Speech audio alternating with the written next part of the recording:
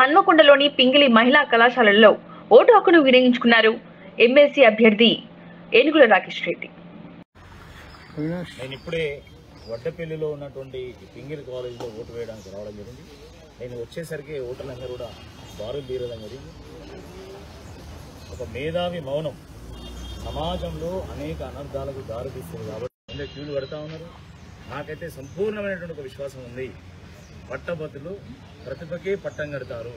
ప్రాంతాలకు అతీతంగా, పార్టీలకు అతీతంగా ఈరోజు చాలా మంది రాకేష్ రెడ్డిని ఎన్నుకోవాలి, బీఆర్ఎస్ అభ్యర్థి రాకేష్ రెడ్డిని ఎన్నుకోవాలనేటువంటి ఒక ఆలోచనతోనే వారు పోలింగ్ బూతుల దగ్గరికి వాళ్ళు అడుగులు వేస్తూ ఉన్నారు.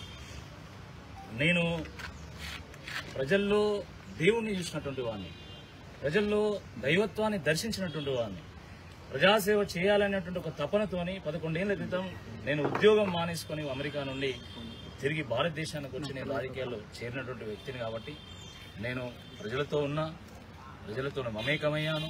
ప్రజలకు ఆపద ఉన్నప్పుడు నేను అండగా నిలిచిన, వాళ్ళకి ఆసరా అవసరాన్ని వాళ్ళ తలలో నాలుకలా ఉన్నాను కాబట్టి తప్పకుండా నా సేవలు కూడా వాళ్ళు గుర్తుంచుకుంటారు. నేను పోరాడినటువంటి ఆ తీరును గుర్తుంచుకుంటారు. నేను తెగించి ప్రశ్నించినటువంటి తీరును గుర్తుంచుకుంటారు. కాబట్టి తప్పకుండా ఒక మంచి తీర్పును వస్తుందని చెప్పేసి నేను సంపూర్ణమైనటువంటి ఒక విశ్వాసంతో ఉన్నా. చిన్నోడు అని చెప్పి చాలా మంది నన్ను చిన్న చూపు చేసిండు.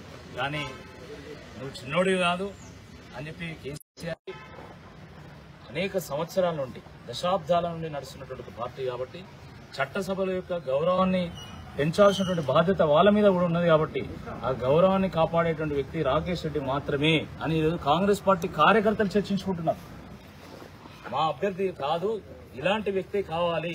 పార్టీ ఏదైనా కావచ్చు, కానీ చట్టసభల గౌరవాన్ని కాపాడుతాడు, పార్టీలకు అతీతంగా పనిచేస్తాడని చెప్పేసి వాళ్ళు కూడా